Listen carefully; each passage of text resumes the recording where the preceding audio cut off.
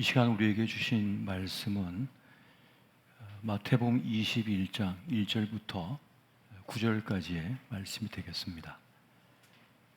우리 한 절씩 보시고 마지막 절은 같이 보시겠습니다.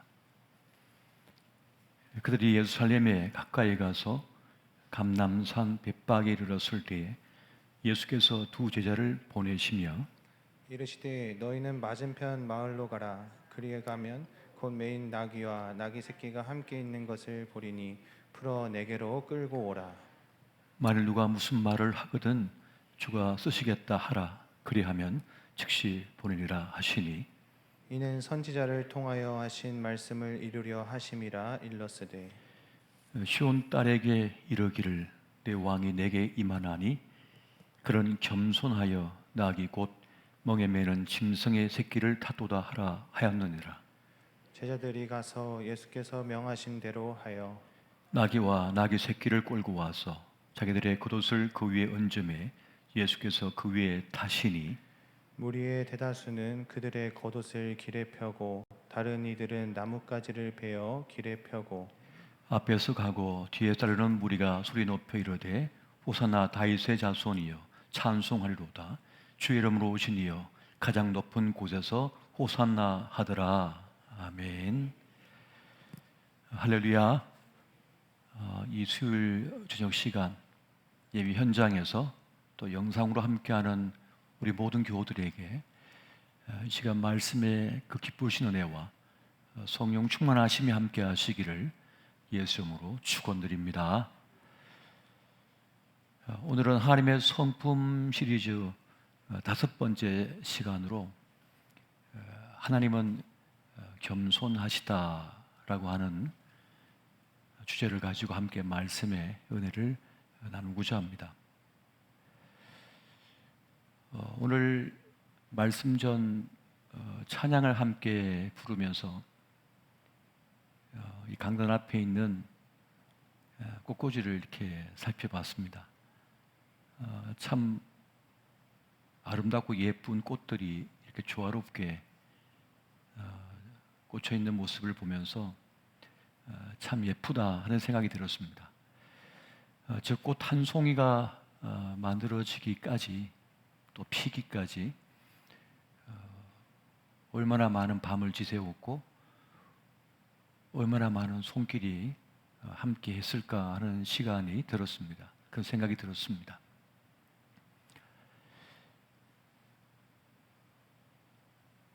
2월 들어서 우리 교우들의 가정에 부모님 장례식이 계속 이어지고 있습니다.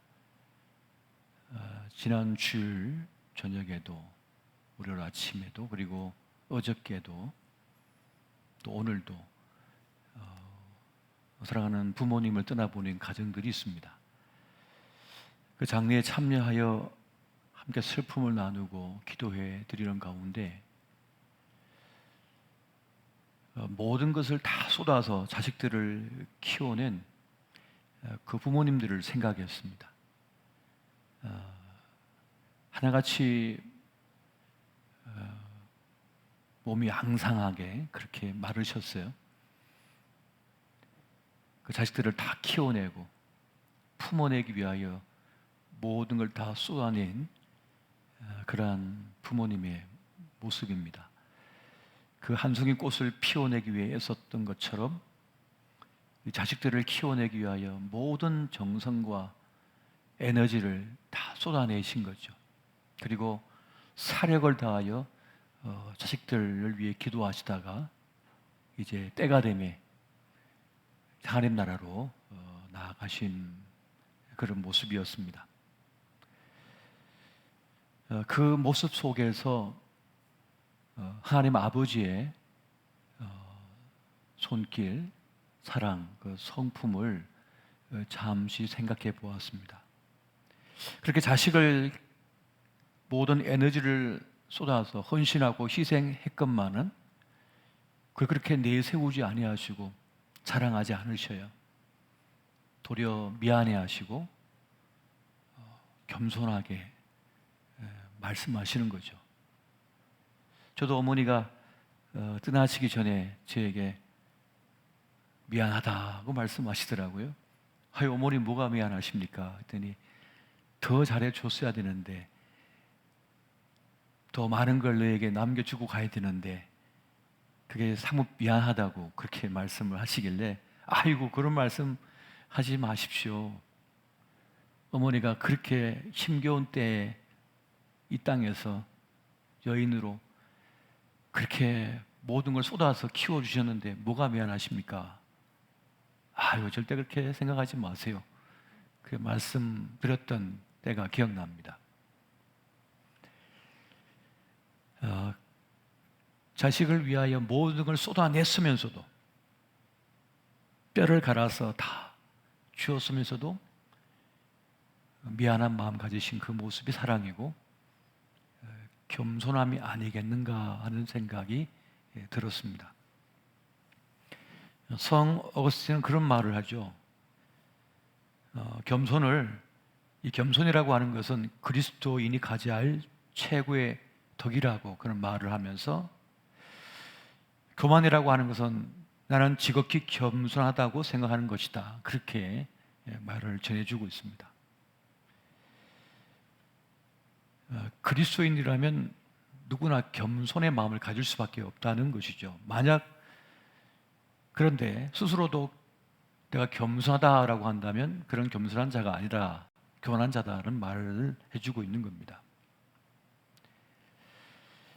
겸손에 대한 사막 교우들의 격언이 있죠. 겸손한 자만이 악마가 쳐놓은 그물을 빠져나갈 수 있다는 그런 말을 또한 남기고 있습니다. 겸손이라고 하는 것이 우리를 지켜내는 것이며 보호하는 것이고 우리의 삶을 더 아름답게 만드는 것이다 하는 것을 알려주는 그런 메시지가 되는 것입니다. 우리는 코로나 팬데믹을 지금 3년째 맞이하고 있는데요. 겸손을 배우는 때를 만난 것이 아닌가 싶습니다. 모르는 것 하나 없고 못할 것 하나 없는 것처럼 행세하던 우리가 눈에 보이지 않는 것 때문에 제약을 당하고 목숨까지 들어와지는 그런 상황을 맞고 있다는 거죠.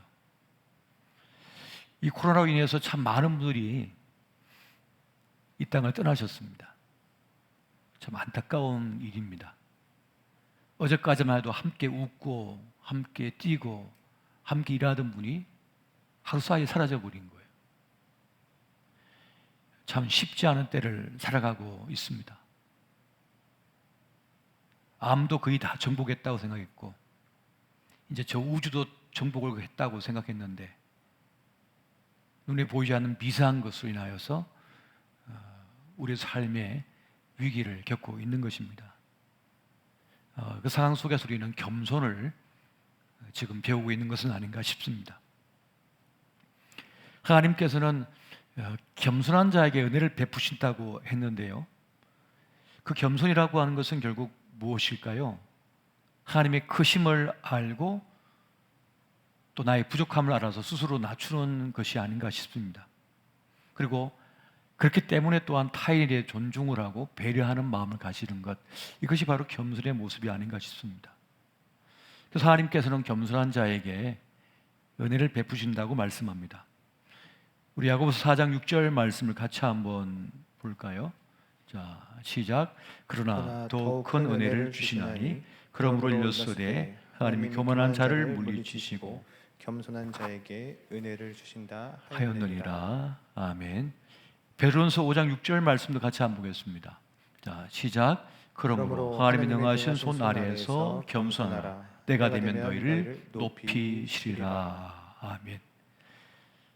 주님께서는 겸손을 매우 중요하게 여기심을 여기서 볼 수가 있습니다. 하나님의 능하신 손 아래 겸손할 것을 우리에게 또 명령하시는 것을 볼 수가 있습니다. 여러분, 겸손은 어떻게 보면 우리 신자의 영적 성숙도를 말하는 것일 수도 있습니다. 자신의 죄를 알고 그럼에도 불구하고 죄 사함의 은혜를 아는 자. 그래서 그리스도인의 첫 번째 성품이 뭐냐면 하나님의 은혜를 깨달았을 때 우리는 겸손함을 가지게 됩니다.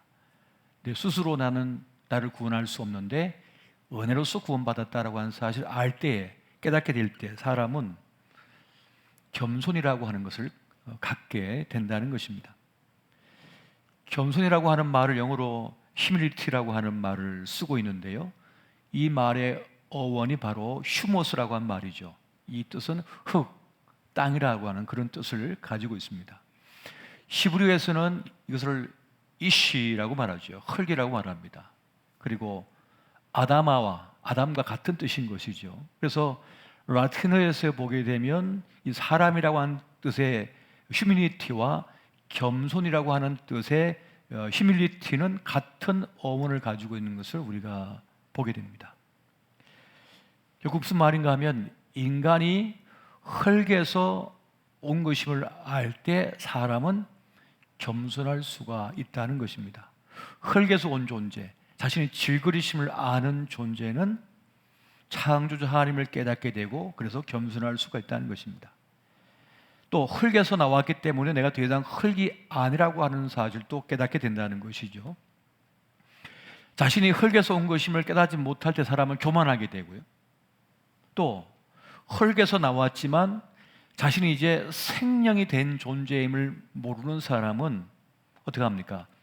비굴하게 된다는 것입니다. 그래서 참 겸손은 무엇인가? 자기가 누구인지를 제대로 깨달은 사람, 그때 갖게 된 성품이 무엇이냐? 바로 겸손이라고 한다는 것입니다. 자신을 제대로 알게 될 때 보이는 반응이 뭐냐? 겸손이라는 거예요.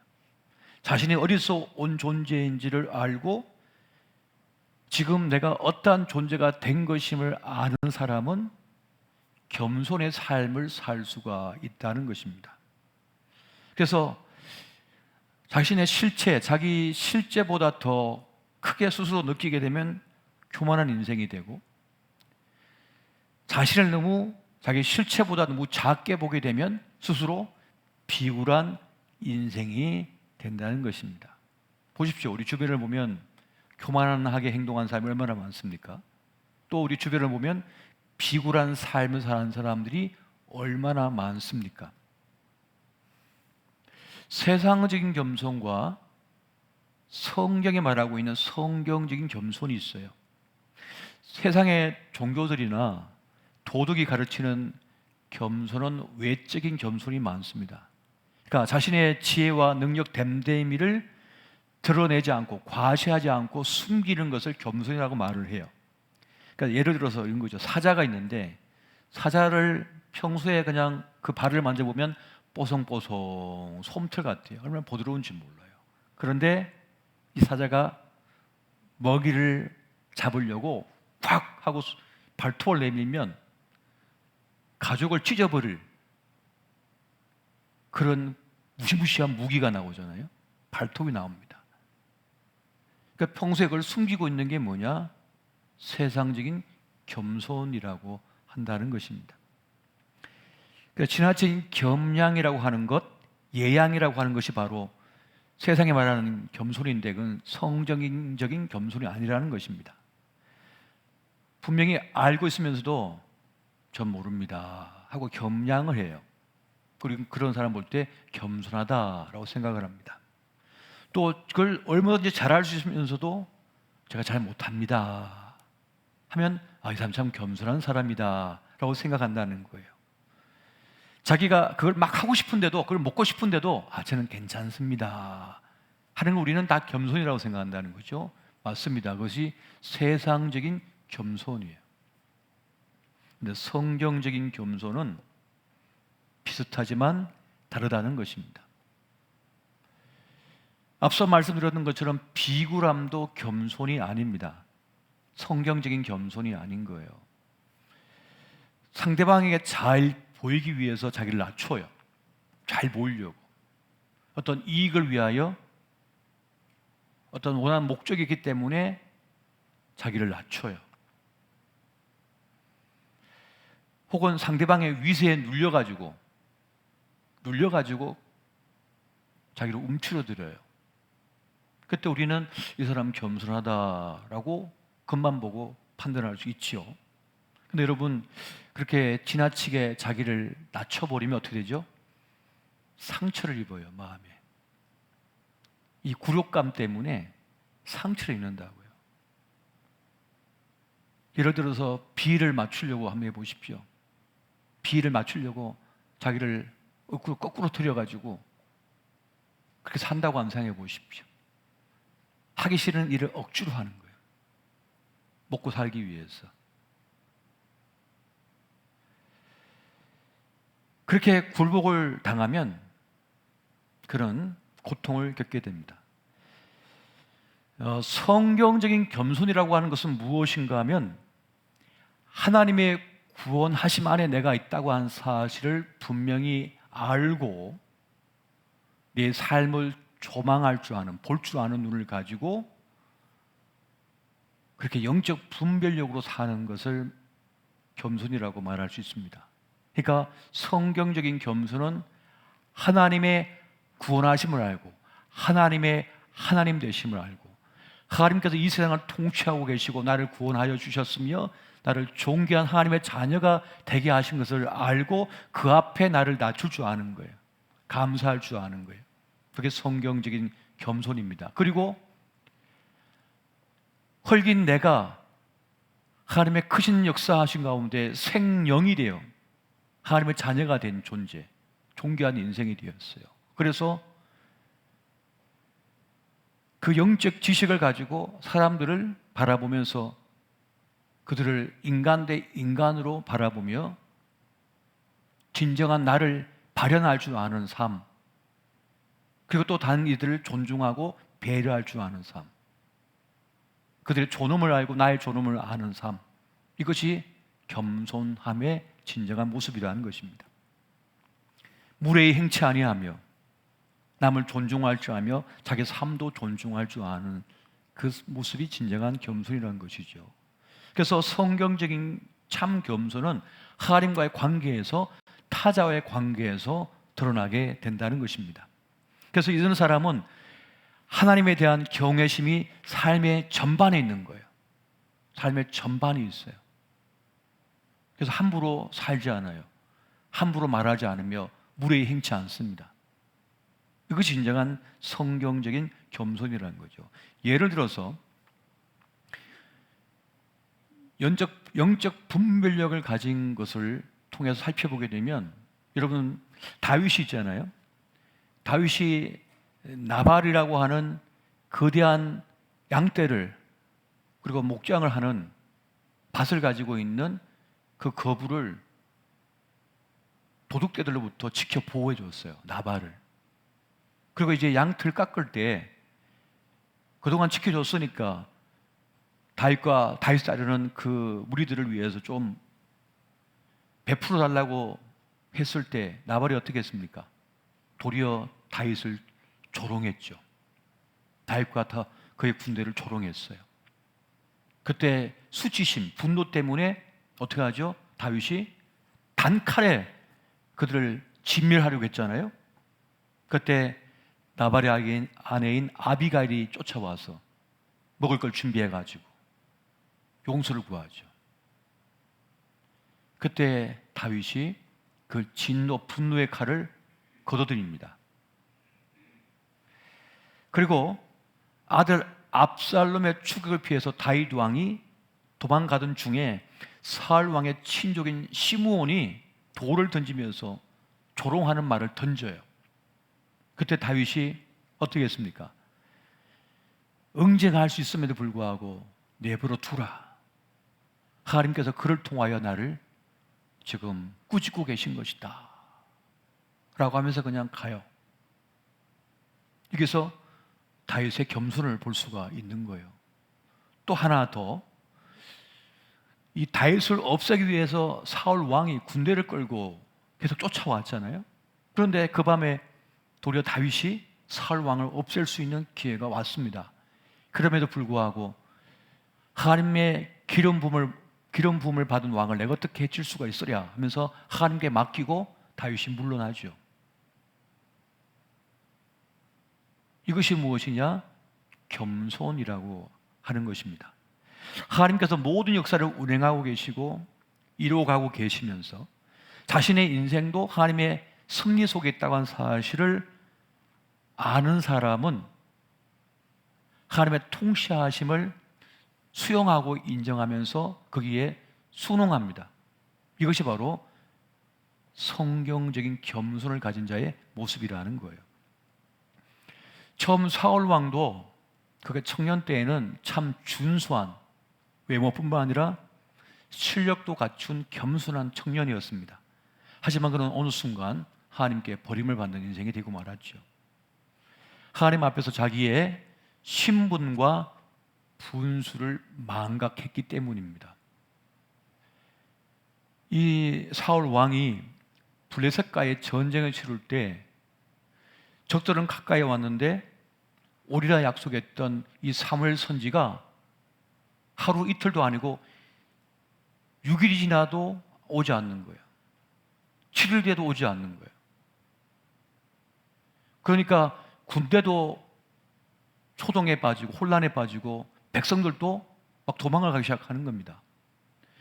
그 순간 이 사울 왕이 아무리 기다려도 이 사무엘 선지가 오지 않으니까 어떻게 했습니까? 자기가 번제를 올려가지고 전쟁을 나가려고 하죠. 그때 이제 사무엘 선지가 와서 꾸짖는 장면을 보게 됩니다. 사무엘 선지가 올려야 될 번제를 자기가 드리고 하나님께서 구원하셔야 되는데 자기가 구원을 하려고 했어요. 사울 왕은 구원의 하나님을 전적으로 믿지 못했습니다. 그런 군대를 의지했고 백성들을 의지했으며 무기를 의지했고 자기의 리더십을 의지한 거예요. 자신이 구원을 이룰 수 있다고 생각한 것이죠. 여러분, 다시 한번 정리해 드립니다. 성경적인 겸손은 오직 구원은 하나님께 있음을 고백하는 것입니다. 우리의 구원은 오직 하나님께 있다라고 하는 고백을 하는 것이 바로 겸손이라는 것이에요. 우리는 종종 하나님의 구원하심을 믿지 못해서 상학 논리에 빠질 때가 참 많습니다. 은혜의 의식을 놓쳐버리고 공로의식에 빠지고 권리의식에 빠질 때가 참 많아요. 하나님의 은혜로 살지 못하고 말이죠. 하지만 구원의 주님을 전적으로 믿는 의지하는 사람들은 겸손히 하나님의 구원하심을 기대하였고 은혜의식으로 살아갔던 것을 보게 됩니다. 사울 왕은 다윗의 그 고백을 배웠어야 해서요. 배웠으면 참 좋았을 걸 그랬습니다. 사무엘상 17장 45절과 47절 말씀을 우리 같이 한번 볼 거예요. 같이 한번 보겠습니다. 시작. 다윗이 블레셋 사람에게 이르되 너는 칼과 창과 단창으로 내게 나아오거니와 나는 만군의 여호와의 이름 곧 내가 모욕하는 이스라엘 군대의 하나님의 이름으로 내게 나아가노라. 47절도 같이 봅니다. 시작. 또 여호와의 구원하심이 칼과 창에 있지 아니함을 이 무리에게 알게 하리라. 전쟁은 여호와께 속한 것인즉 그가 너희를 우리 손에 넘기시리라. 아멘. 이것이 바로 다윗의 믿음이었고 다윗의 겸손이었던 것입니다. 하나님의 하나님 되심, 하나님의 구원하심을 전적으로 믿는 이것이 겸손이라고 하는 것입니다. 사도 바울의 고백을 한번 보겠습니다. 고린도전서 3장 6절 7절 말씀 같이 한번 보겠습니다. 시작. 나는 심었고 아볼로는 물을 주었으되 오직 하나님께서 자라나게 하셨나니 그런즉 심는 이나 물 주는 이는 아무것도 아니로되 오직 자라게 하신 이는 하나님뿐이니라. 아멘. 자, 여기서 뭘 말씀합니까? 바울은 심었고 아볼로는 물을 주었으되 오직 하나님께서만 자라게 하실 수가 있다는 것이에요. 그래서 심는 이나 물 주는 이는 아무것도 아니로되 오직 자라나게 하신 이는 하나님뿐이시다. 이것이 뭡니까? 사도 바울의 겸손이었던 거예요. 이것이 바로 성경적인 겸손입니다. 근데 오늘날 얼마나 많은 사람들이 겸손을 잃어버렸습니까? 겸손을 놓쳐버렸어요. 다 공로의식, 권리의식 속에 빠져들었어요. 자기가 자라나겠다는 거예요. 내가 했다는 거예요. 내가 다 했다는 거예요. 겸손을 잃어버리고 교만에 빠져든 것이죠. 오직 절하게 하신 분은 하나님 뿐이시다라고 고백하는 것, 이것이 바로 성경적인 겸손이고 오늘 우리가 배워야 할 하나님의 성품이라고 하는 것입니다. 그러니까 성경적인 겸손은 하나님의 구원하심을 진정으로 알고 삶으로 고백하는 것이십니다. 이것입니다. 내 살고 죽는 것이 하나님의 손에 있다라고 하는 것을 전적으로 믿는 것이 뭐냐? 겸손이라고 하는 것이란 말입니다. 우리 예수님께서 나귀를 타고 오셨습니다. 왜 나귀를 타고 오셨습니까? 겸손의 왕이시거든요. 그 겸손은 어떤 것이냐면 하나님 아버지의 뜻을 이루는 것이에요. 하나님의 구원하심을, 하나님 아버지의 구원하심을 따르기 위하여 오신 것입니다. 여러분, 빌립보서 2장 5절에서 8절까지 말씀 우리 한 절씩 한번 볼까요? 너희 안에 이 마음을 품으라. 곧 그리스도 예수의 마음이니 그는 근본 하나님의 본체시나 하나님과 동등됨을 취할 것으로 여기지 아니하시고 오히려 자기를 비워 종 형체를 가지사 사람들과 같이 되셨고 사람의 모양으로 나타나사 자기를 낮추시고 죽기까지 복종하셨으니 곧 십자가에 죽으심이라. 아멘. 자기를 낮추시고 죽기까지 복종하셨다, 순종하셨다라고 말씀합니다. 성육신, 인카네이션으로 오신 그 이유는 자신을 비워 인간이 되신 것인데 그 이유는 철저하게 하나님 아버지의 뜻에 아멘이 되시기 위하여 행한 일들이었던 것입니다. 그렇게 하나님 아버지의 뜻에 아멘하는 것, 그것이 바로 겸손이라고 하는 것입니다. 그렇게 예수님은 겸손의 왕으로 우리에게 오셨어요. 우리가 예수님 영접하는 순간 그 겸손의 영이 우리와 함께하게 되고 우리는 하나님 아버지를 따르는 사람이 됩니다. 사단 마귀와 이 세상의 유혹을 이기는 힘도 어디서 있냐면 하나님 아버지 뜻에 아멘할 때입니다. 순종할 때예요. 하나님 아버지의 말씀, 주 예수 그리스도의 가르침에 순종할 때, 아멘하고 따를 때 우리는 사단 마귀와 이 세상의 시험과 유혹을 이길 수가 있게 되어집니다. 다른 어떤 것으로 이길 힘이 없어요. 오직 겸손함으로 우리는 이 세상의 유혹을 이길 수가 있는 것입니다. 그렇게 사단의 소나기에서 벗어나는 길도 오직 하나님의 말씀에 순종할 때, 겸손함으로 순종할 때 그 마귀의 유혹과 시험을 이겨낼 수가 있게 되어지는 것입니다. 히브리서 5장 8절 9절 말씀 보니까 이렇게 말씀해요. 그가 아들이시면서도 받으신 고난으로 순종함을 배워서 온전하게 되셨은즉 자기에게 순종하는 모든 자에게 영원한 구원의 근원이 되시고 라고 말씀해 주고 있습니다. 우리가 순종함을 배울 때, 순종할 때에 비로소 우리는 온전함을 이룰 수 있다는 것을 지금 말씀해 주고 있는 것입니다. 요한복음 6장 38절 39절 말씀 같이 한번 보겠습니다. 자, 시작. 내가 하늘에서 내려온 것은 내 뜻을 행하려 함이 아니요 나를 보내신 이의 뜻을 행하려 함이니라.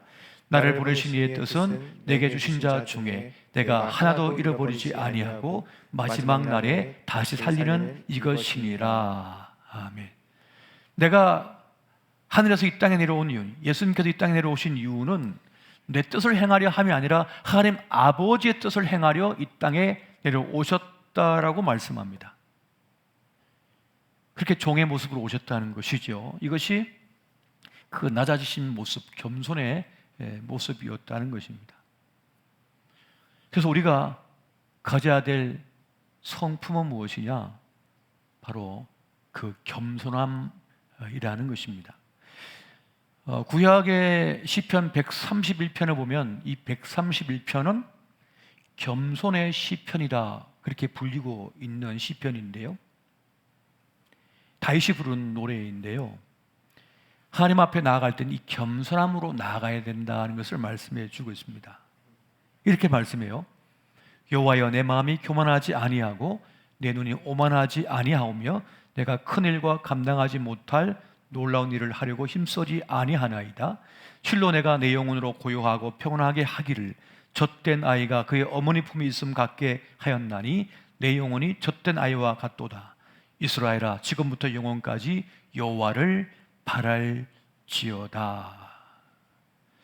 하나님 앞에 나아갈 때는 어떻게 나아가야 되냐 하면 젖된 아이와 같이 하나님만 의지하며 나아가고 주님만 바라보는 그러한 모습으로 나아가야 된다는 것을 말씀해 주고 있습니다. 그러니까 진정한 겸손은 뭐냐? 자신이나 자신의 능력이나 지혜나 지식을, 경험을 의지하는 것이 아니라 또 세상의 누군가를 의지하는 것이 아니라 오직 하나님만 의지하며 바라며 나아가는 것, 이게 진정한 겸손의 모습이라는 것을 말씀해 주고 있습니다. 여기 1절에 보니까 내가 큰 일과 감당하지 못할 놀라운 일을 하려고 힘쓰지 아니하나이다 이렇게 말씀하고 있거든요. 그래서 큰 일은 뭐냐면 내가 할 수 없는 일입니다. 내가 할 수 없는 일이 있다는 거예요. 그리고 놀라운 일은 뭐냐면 인간의 지혜와 지식의 한계를 넘어서는 그런 일이라는 거예요. 신비롭고 난해한 그 일인 것이죠. 그래서 내가 할 수가 없습니다. 주님만 바라봅니다 라고 하는 그런 겸손의 모습이라는 거예요. 두 번째는 2절 하반절에 내 영혼이 젖된 아이와 같습니다 라고 말을 해요. 엄마의 젖을 먹고 자란 아이가 이제 젖을 뗐어요. 젖을 먹으면서 어머니라고 하는 존재가 자기에게 얼마나 소중한 존재, 생명의 근원이라는 것을 느꼈기 때문에 이제는 그 어머니의 품을 소중히 여기고 따릅니다. 전적인 신뢰를 주게 되고 만족을 얻게 되었다는 거예요. 이것이 젖된 아이와 같은 모습이라는, 이러한 겸손을 가져야 된다는 것이고요.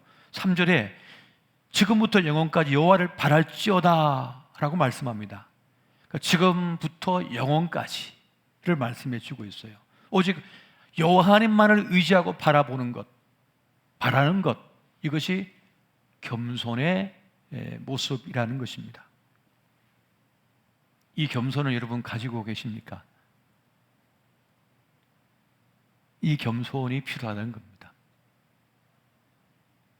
이 겸손이 필요하다는 거예요. 문득문득 우리는 하나님 없어도 될 것 같은데 할 때가 있지 않나요? 돈 좀 벌리면 아파트 한 채 사고 또 한 채 사고 좀 소유가 생기면 기도가 안 되거든요. 시편 131편의 이 다윗의 고백으로 하나님께 안 나가요. 예배에. 난 좀 천천히 가야 되지 않나?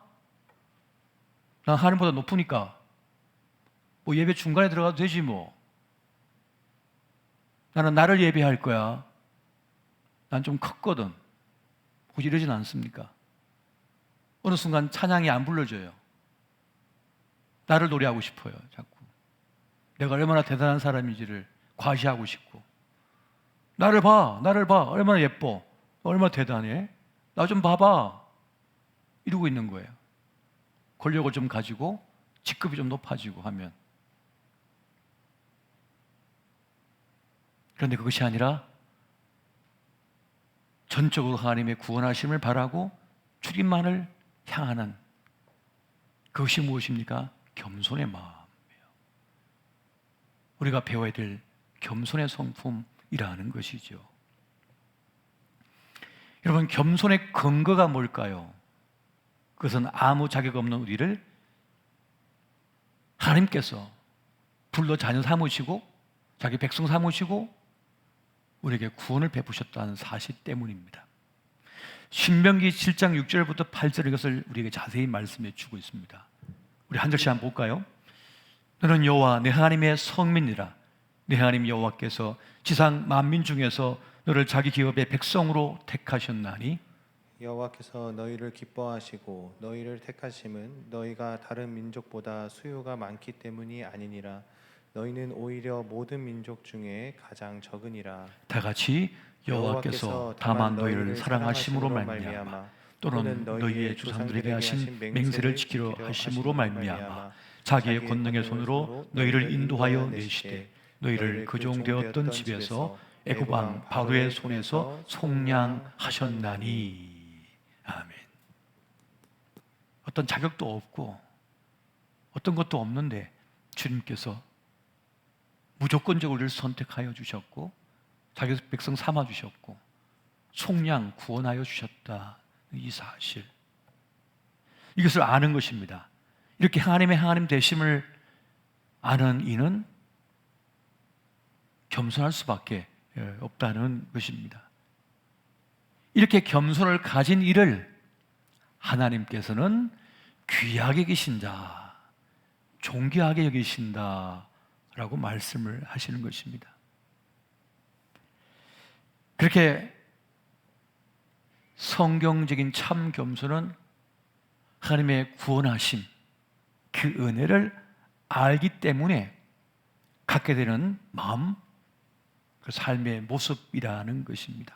내가 죽을 수밖에 없는 존재고 안개와 같은 존재고 들의 꽃과 같은 존재, 한순간에 사라질 수 있는 그러한 존재임을 깨닫게 될 때 나에게 마신 그 구원이 얼마나 큰지 알기에 감사할 줄 알고 찬양할 줄 알고 엎드릴 줄 아는 그런 겸손을 갖게 된다는 것입니다.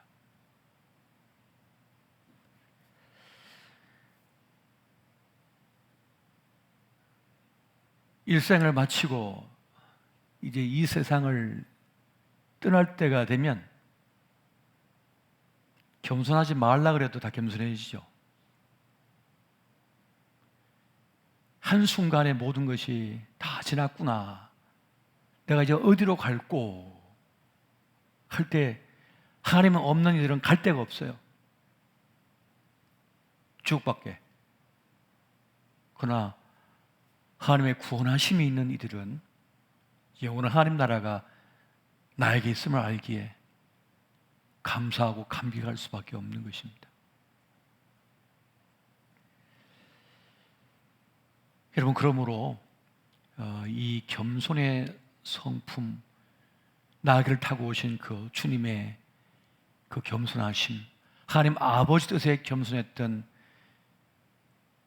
그 예수님의 본을 받아서 우리도 늘 하나님 아버지의 뜻에 아멘으로 화답하며 순종하며 나아갈 수 있는 그런 겸손의 사람이 되었으면 참 좋겠습니다.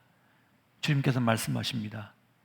하나님은 교만한 자를 대적하시되 겸손한 자들에게는 은혜를 베푸시느니라. 한번 따라해 보십시오. 겸손한 자들에게는 은혜를 베푸시느니라.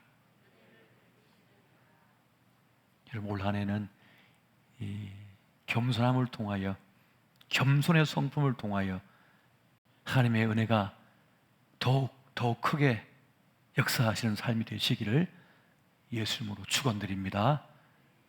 기도하겠습니다. 우리 함께 기도할 때 주여 나에게 겸손의 마음을 주옵소서. 혹시 내가 교만했거나 자만했다면 주님 불쌍히 여겨주시고 다시 겸손의 자리로 나아가게 하여 주옵소서. 겸손의 성품을 가진 주님의 사람이 되게 하여 주옵소서. 함께 그렇게 기도함으로 나아가시겠습니다.